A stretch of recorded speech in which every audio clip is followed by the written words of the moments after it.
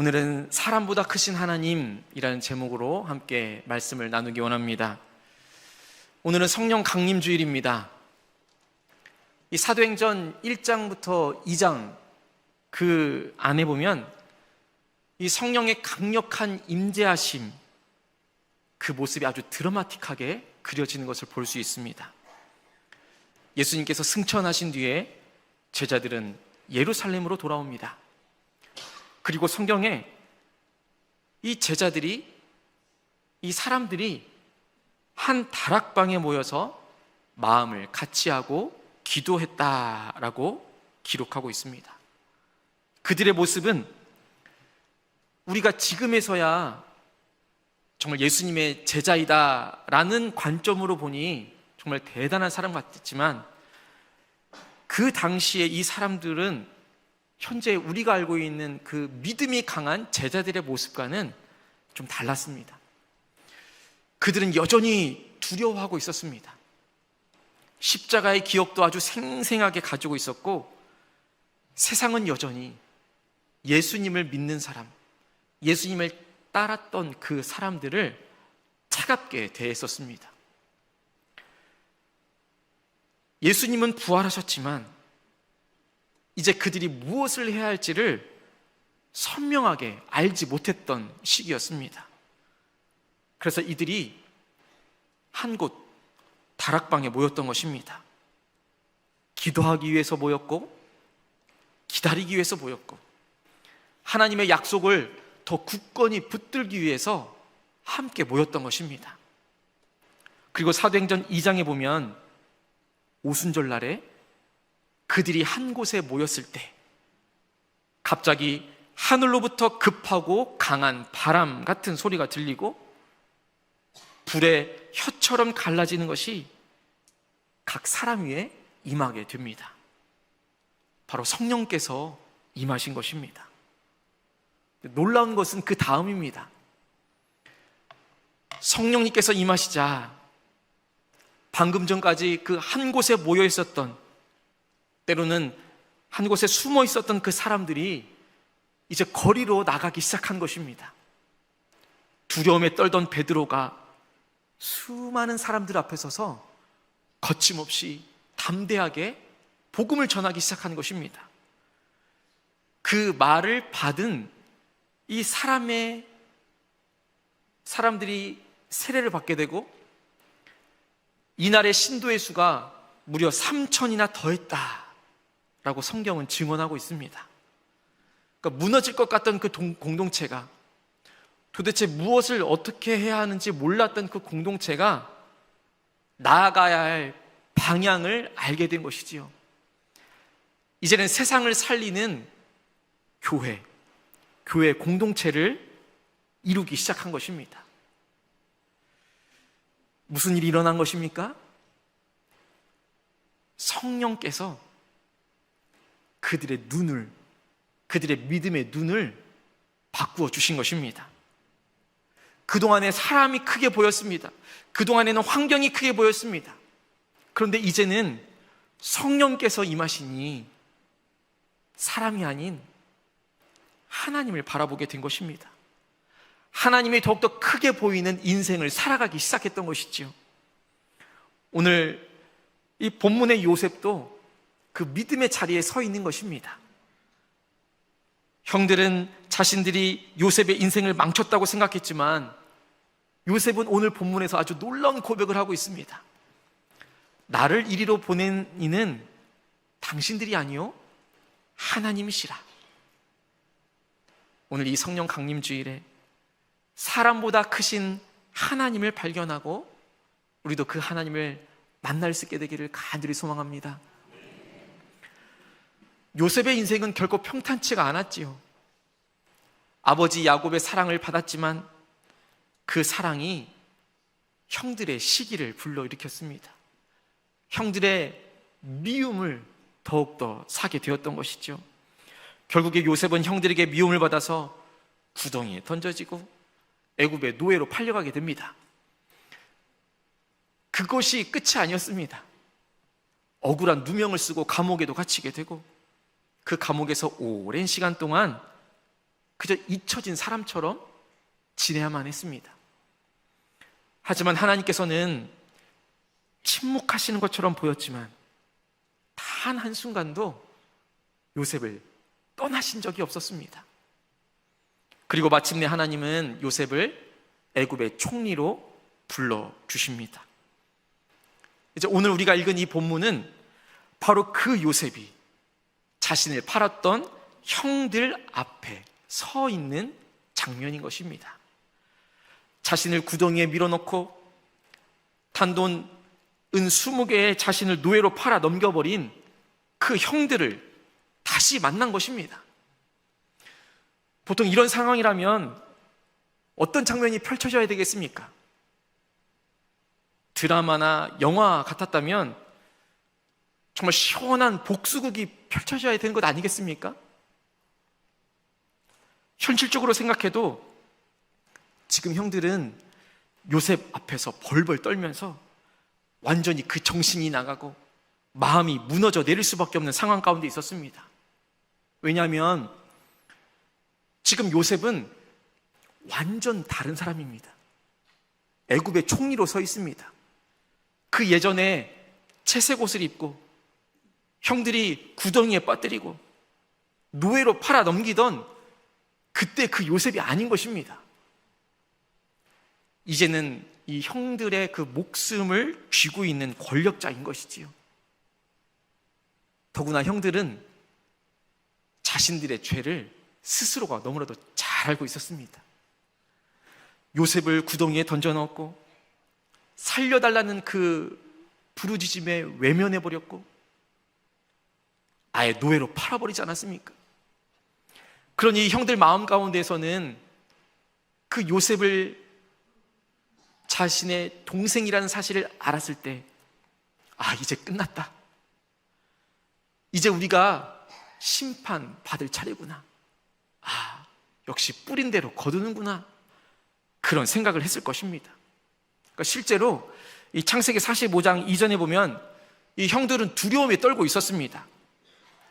요셉이 형들에게 자신의 그 정체를 드러내자 정말 아무 말도 하지 못합니다. 얼어붙은 채 있었습니다. 그래서 창세기 45장 3절에 보면 그때의 상황을 이렇게 기록합니다. 그 형들이 그 앞에서 놀라서 능히 대답하지 못하더라. 요셉이 형들에게 형님 아우입니다, 저 요셉입니다 그렇게 밝힌 순간에도 기뻐하기는커녕 너무나도 놀라고 너무나도 충격과 공포에 얼어붙어 버린 것이지요. 자신의 죄를 너무나도 잘 알고 있었기 때문입니다. 형들은 이제 죽은 목숨이구나 예상할 수밖에 없는 상황이었습니다.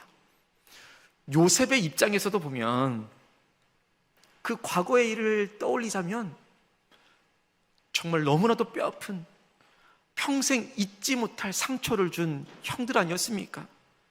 생각만 해도 이가 갈리고 평생 원수로 여길 만한 사람들이었습니다. 그런데 놀랍게도 요셉은 놀라운 이야기를 하는 것을 볼 수 있습니다. 여러분, 지금 형들의 마음, 또 형들의 상황을 기억하면서 그리고 그렇게 벌벌 떨고 있는 형들을 바라보고 있는 요셉을 기억하면서 내가 요셉이다 이런 마음으로 우리 다시 한번 7절과 8절의 말씀을 읽어보겠습니다. 7절 8절입니다. 하나님이 큰 구원으로 당신들의 생명을 보존하고 당신들의 후손을 세상에 두시려고 나를 당신들보다 먼저 보내셨나니 그런즉 나를 이리로 보낸 이는 당신들이 아니요 하나님이시라. 하나님이 나를 바로에게 아버지로 삼으시고 그 온 집의 주로 삼으시며 애굽 온 땅의 통치자로 삼으셨나이다. 아멘. 먼저 7절을 보면 먼저 보내셨다라는 표현이 나옵니다. 이 원어의 뜻을 보면 먼저 보내셨다라는 것이 그냥 장소, 그 위치의 변화만을 말하는 것이 아닙니다. 그 안에는 하나님의 목적을 가지고 앞서 파송했다 이런 의미를 담고 있습니다. 우리가 보내는 선교사로 보낸다라고 말을 많이 하지 않습니까? 여기서 보내는 선교사, 바로 파송한다라는 의미가 있지 않습니까? 요셉의 이 고백을 보면 지금 요셉은 자기의 인생을 마치 우연처럼 우연히 이 모든 것이 이루어졌다, 살다 보니 이렇게 되었다라는 고백이 아닙니다. 피해의식을 가지고 내가 형들 때문에 지금 얼마나 고생했는지 알아? 이런 고백이 아닌 것이지요. 지금 형들을 만나는 그 자리에서 요셉이 깨닫게 된 것입니다. 요셉이 알게 된 것입니다. 아, 하나님께서 나를 먼저 파송해 주셨구나, 하나님이 나를 먼저 보내주셨구나 라고 요셉이 이해하게 된 것이죠. 실제로 하나님께서는 요셉을 그때마다 함께하여 주셨습니다. 여호와께서 요셉과 함께 하심으로 요셉은 당연히 형통했고, 요셉과 함께하는 그 주변의 모든 사람들도 형통하게 되었던 것이지요. 요셉이 형들을 만나는 바로 그 자리에서 하나님께서 요셉을 파송해 준 것을, 먼저 보내준 것을 깨닫게 된 것입니다. 이 형들이 바로 그 자리에서 동생을 만날 거라고 상상이나 했겠습니까? 요셉도 마찬가지 아니었겠습니까? 요셉도 바로 그 자리에서 자신의 형들을 만날 거라고 생각이나 했겠습니까? 그러나 생각지 못한 일을 이루시는 분이 바로 하나님이신 줄로 믿습니다. 우리의 상식을 뛰어넘어 일하시는 분이 하나님이신 줄로 믿습니다. 요셉은 형들을 만나는 그 자리에서 비로소 알게 된 것입니다. 나보다 크신 하나님, 사람보다 크신 하나님, 나의 생각보다 크신 그 하나님, 그 하나님을 발견하게 된 것이지요. 이것이 올바른 신앙인의 모습 아니겠습니까? 믿음이라는 것은 아니 왜 이런 일이 나에게 일어났지? 라고 묻는 것에서 멈추어지는 것이 아닙니다. 우리는 질문할 수 있습니다. 왜? 라는 질문을 우리는 끊임없이 가지고 살아야 합니다. 그러나 왜? 라는 질문에서만 멈추면 안 되는 것이지요. 참된 믿음은 왜 이런 일이 일어났을까? 라는 그 질문에서 넘어서서 하나님이 이것을 통해서 무엇을 하실까? 라고 묻는 것입니다.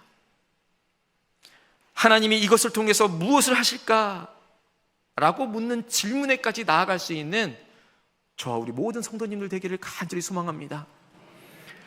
나에게 일어나는 일들을 왜 하필이면 나에게만 이런 일이 생겨나는가 한탄하면서 원망하는 것이 아니라 하나님께서 하실 일들을 기다리면서 또 기대하면서 더 깊은 질문 가운데로 나아갈 수 있게 되기를 간절히 소망합니다. 성령께서 하시는 일들 중에서는 우리의 시선을 바꾸는 놀라운 일들이 있습니다. 상처만 보던 사람이 하나님의 뜻을 보기 시작하는 것이고, 이 사람만 보던 사람이 하나님을 보기 시작하는 것입니다. 문제만 보던 사람이 성령 하나님의 섭리하심, 성령 하나님의 그 일하심을 보게 된다라는 것이지요. 여러분, 성령님은 어떤 특별한 순간에만 잠시 임하시는 분이 아닙니다. 구약에서는 필요에 따라서 사사들에게나 때로는 예언자들에게 하나님의 영이 임했다가도 떠나갔던 것을 우리가 볼 수 있습니다. 그런데 예수님께서 오신 뒤로는 완전히 달라졌습니다. 성령님은 예수님께서 십자가의 죽음과 그 부활 그리고 승천 이후에 우리에게 보내주신 하나님의 가장 귀한 선물로서 늘 우리와 함께 거하시는 분이십니다. 늘 우리와 함께하여 주시는 분이십니다. 우리가 죄를 지으면 잠시 떠났다가 우리가 회개하면 다시 돌아오는 그런 분이 아니라는 것입니다. 성령 하나님은 날마다 우리와 함께 하시는 것입니다. 그저 우리의 믿음의 눈이 가리워져 있을 뿐입니다. 우리의 어두운 마음이 성령 하나님을 바로 보지 못하도록 막고 있는 것이지요. 예수님은 제자들에게 분명히 약속해 주셨습니다. 내가 너희를 고아와 같이 버려두지 아니하겠다. 그러면서 보혜사 성령님을 약속해 주셨던 것이지요. 그래서 이 성령님은 우리가 순간적으로 느껴지는 뜨거운 감정이나 무언가 신비로운 체험으로만 경험되는 분이 아니라는 것입니다. 우리의 일상 속에서 매일의 순간순간마다 말씀을 깨닫게 하여 주시는 분이시고, 우리가 살아가는 그 모든 순간들을 통해서 하나님을 볼 수 있도록, 하나님을 발견할 수 있도록 하여 주시는 분이라는 것입니다. 이 제주는 특별히 이 성령 하나님을 경험하기에 더할 나위 없이 좋은 조건을 가지고 있습니다. 아름다운 자연 환경이 있지 않습니까? 바다를 보면서도 성령 하나님을 느끼게 되는 것이고, 산을 바라보면서도, 오름을 보면서도, 사계절 피어나는 그 꽃들을 보면서도 우리는 성령 하나님을 매일처럼 만날 수 있다는 것입니다. 성령 하나님은 우리를 떠나지 않습니다. 늘 함께해 주시는 분이신 것입니다. 넘어질 때 다시 일으켜 세우시고, 기도할 힘이 없을 그때에도 우리를 대신해서 탄식해 주시는 분이십니다. 가정과 삶의 자리에서 예수님을 닮아가게 하시는 하나님의 임재하심, 이것이 바로 성령님의 역할인 것이지요. 이제는 우리는 성령님을 기다리는 사람으로 살아가는 것이 아닙니다. 이미 우리 안에 거하시는 그 성령님과 동행하면서 살아가는 사람인 것이지요. 우리가 성령님을 의지하며 살아갈 수 있는 이유는 우리 인생을 움직이시는 분이 우리가 아니라, 이 사람이 아니라, 겉으로 보여지는 우리의 겉모습이 아니라 바로 하나님이시기 때문입니다. 요셉이 이 사실을 이렇게 고백하고 있는 것이지요. 8절의 시작을 보십시다. 그런즉 나를 이리로 보낸 이는 당신들이 아니요 하나님이십니다. 형들은 요셉을 해칠 목적으로 노예로 팔아 넘겼습니다. 그러나 하나님께서는 요셉을 먼저 보내시고, 요셉 역시도 이제는 자신을 보낸 분이 하나님이라는 사실을 믿음으로 고백하고 있는 것입니다. 사람들은 때로는 우리를 오해할 수 있습니다. 그래서 우리에게 상처를 줄 때도 많습니다. 다른 것에서 상처받는 거 아닙니다. 사람에게서 상처받기 마련입니다. 사람의 말 한마디, 사람들이 만들어낸 정말 말도 안 되는 그러한 말들로 인하여서 사람은 상처받기 마련입니다. 때로는 그것으로 인하여서 우리의 삶의 길이 막혀질 때도 있습니다. 그러나 사람보다 크신 하나님은 우리의 눈물과 실패와 그 기다림까지도 사용하셔서 하나님의 뜻을 이루어 가시는 것입니다. 그리고 그 하나님께서 우리를 결코 혼자 버려 두시 않으시고 성령님과 함께 동행하며 살아갈 수 있도록 날마다 인도하여 주시는 것입니다. 그래서 우리 성령님은 우리가 이 예배의 시간에만 느껴지는 감동이 아닌 것은 사람 때문에 흔들리는 우리의 마음을 붙들어 주시고, 그때마다 두려워하지 말라, 내가 너와 함께한다 말씀하여 주시고, 매일의 삶 속에서 하나님을 바라보게 하시는 하나님의 임재라는 것을 우리가 기억할 수 있게 되기를 간절히 소망합니다. 결국에 성령 충만함이라는 것은 내 감정이 뜨거워지는 것도 있지만 사람보다 크신 그 하나님, 그 하나님을 끝까지 신뢰하며 살아가는 믿음의 삶인 것입니다. 혹시 아직도 어떤 사람 때문에 우리의 마음이 묶여있지 않습니까? 그 사람의 말이나 그 사람의 배신, 그 사람이 나에게 준 그 상처로 인하여서 여전히 마음에 앙금이 남아있고 여전히 그 사람을 향한 그 마음의 문이 닫혀 있지 않습니까? 성령 하나님께서 오늘 저와 우리에게 그 시선을 바꾸기를, 그 자리로 우리가 더욱더 한 걸음 더 나아가기를 간절히 바라고 원하시며 그 자리로 우리를 부르고 계십니다. 사람을 바라보지 마시고 하나님을 바로 보며 나아갈 수 있게 되기를 간절히 소망합니다. 하나님께서 원하시는 것은 행하는 것입니다. 말씀 앞에 우리가 듣는 것에서 멈추어지는 것이 아니라 한 걸음 나아가는 것입니다.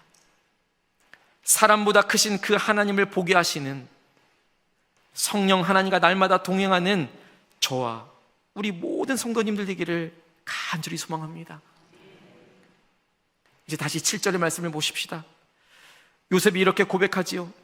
하나님이 큰 구원으로 당신들의 생명을 보존하고 라고 고백합니다.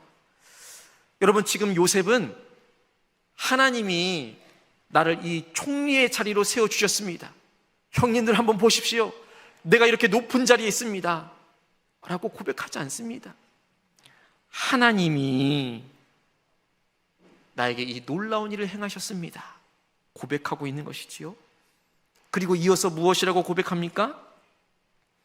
당신들의 생명을 보존하고 해서 멈추지 않고 당신들의 후손을 세상에 두시려고 라고 고백하는 것을 볼 수 있습니다. 여러분, 후손이라는 단어에 우리가 집중해야 하는 것이지요. 후손이라는 것이 무엇을 의미하겠습니까? 오늘날 우리에게 후손은 무엇입니까? 우리 각 개인의 가정의 자녀일 수도 있지만 우리의 믿음의 다음 세대인 것입니다. 하나님께서 요셉을 통하여서 한 가정을 살리시고 한 민족을 살리셨을 뿐만 아니라 언약의 계보를 지키셨습니다. 그리고 더 나아가서 지금 다음 세대까지 보고 계셨다라는 것입니다. 요셉은 구덩이에서조차, 그리고 노예 생활 가운데서도, 감옥 안에서조차도 하나님의 그 놀라운 뜻을 다 이해할 수가 없었습니다. 그런데 이제 형을 만나게 되니 이제 모든 조각들이 퍼즐이 하나씩 맞춰지듯이 다 연결이 되어졌던 것입니다. 요셉의 그 눈물 뒤에는 하나님께서 하나님의 그 다음 세대를 향한 그 계획까지도 숨어 있다는 것을 요셉이 발견하게 된 것이지요. 그 놀라운 그 큰 구원을 요셉이 지금 고백하고 있는 것입니다. 그동안 당해왔던 요셉의 그 고난은 개인의 고난만이 아니었던 것을 믿음의 눈으로 바라보고 있는 것이지요. 하나님의 놀라운 그 구속사를 위한 놀라운 통로였음을 요셉이 발견하게 된 것입니다. 형들은 요셉을 없애버리려고 하지 않았습니까? 그런데 하나님께서는 오히려 그 형들의 악함까지도 사용하여 주셔서 요셉을 한 민족의 지도자로 뿐만 아니라 한 민족을 살리는, 아니 온 민족을 구원하는 놀라운 축복의 통로로 사용하여 주셨던 것입니다. 이것이 바로 사람보다 크신 하나님의 일하심인 것입니다. 하나님께서는 절대로 이 악을 선이라고 말씀하시지 않습니다. 여러분, 죄는 죄인 것입니다. 형들에게는 분명히 죄가 있지 않았습니까? 동생을 유기한 죄가 있었고, 아버지를 속인 죄가 있었고, 평생을 반성 없이 살아간 그 죄가 분명히 있었습니다. 그런데 하나님께서는 그 죄를 선하다 말씀하시는 것이 아니라 그 인간의 죄마저도 훨씬 크신 하나님이시기에 그것을 오히려 선으로 바꾸어 주셨다라는 그 사실입니다. 여러분, 인간의 죄를 용서해 줄 수 있는 분이 누구이겠습니까? 단 한 분, 하나님밖에 없다라는 것입니다. 사람보다 크신 하나님인 것입니다. 예수님의 십자가도 마찬가지였습니다. 사람들은 예수님을 죽였습니다. 사람들이 예수님을 죽인 것은 분명히 죄 아니겠습니까? 어리석음이었습니다. 그래서 예수님께서도 십자가상에서 아버지, 저들을 용서하여 주십시오. 저들이 지금 무슨 일을 하는지 모르고 있습니다 말씀하여 주셨던 것이지요. 그러나 하나님께서는 그 십자가마저도 세상을 살리는 놀라운 일로 사용해 주셨다라는 것입니다. 사람보다 크신 하나님이십니다. 사람의 죄악을 용서해 주시는 하나님의 놀라운 일하심인 것입니다. 사람의 악함, 그 죄조차도 하나님의 그 구원 계획을 막을 수가 없는 것입니다. 하나님은 분명 사람보다 훨씬 더 크신 분이라는 것을 믿어 의심치 않게 되기를 간절히 소망합니다. 우리 가운데 이해되지 않는 시간이 현재에도 진행 중일 수 있습니다. 왜 이런 일이 일어나는지, 왜 이렇게 이 마음이 아프고 몸이 아파야 하는지, 왜 하나님은 침묵하시는 것 같은지. 그런데 우리는 너무나도 잘 알고 있지 않습니까? 그것이 지나고 나면 깨닫게 되는 것입니다. 아, 하나님이 나를 버리신 것이 아니구나. 나보다 더 크신 하나님께서 나보다 더 큰 계획을 가지고 계셨구나. 하나님이 더 큰 일을 준비하고 계셨구나. 그렇게 우리가 고백하게 되는 것입니다. 우리의 인생, 우리는 당장 나에게 닥친 그 인생의 단 한 면만을 보면서 때로는 실망하고 낙담하면서 앞만 보며 살아가지만 하나님은 우리 전체의 이야기를 보고 계신 것입니다. 그리고 우리의 삶을 이끌어가 계시는 것입니다. 우리의 눈물까지도 하나님께서는 축복의 통로로 사용하여 주신다라는 사실입니다. 우리의 생각보다 훨씬 크신 그 하나님을 믿고 따르며 신뢰하며 살아갈 수 있는 저와 우리 모든 성도님들 되기를 간절히 소망합니다. 요셉은 자기의 인생을 사람 중심으로 해석하지 않았습니다. 하나님의 언약, 또 하나님의 그 섭리하심, 하나님의 그 일하심 안에서 해석했던 것입니다.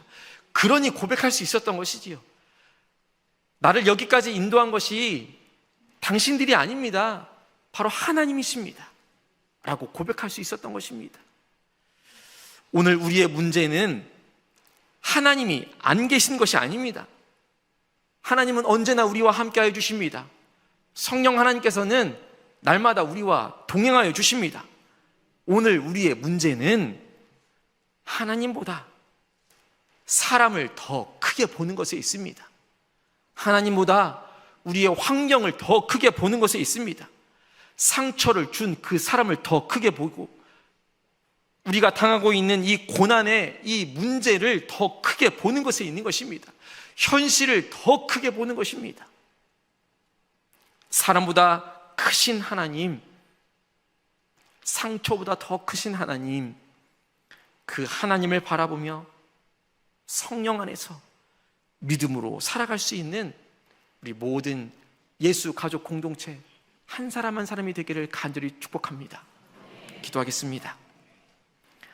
하나님 아버지, 사람보다 크신 하나님을 바라보게 하여 주옵소서. 우리의 상처와 환경보다 크신 주님을 신뢰하게 해주시고, 성령님께서 우리의 가정과 삶 가운데 임하셔서 예배와 믿음이 다시 살아나게 하여 주시옵소서. 하나님의 섭리하심을 믿으며 살아가는 우리 모두가 되게 하여 주시고, 하나님이 먼저 일하심을 경험할 수 있는 우리 모두가 되게 인도하여 주옵소서. 예수 그리스도의 이름으로 간절히 기도합니다. 아멘.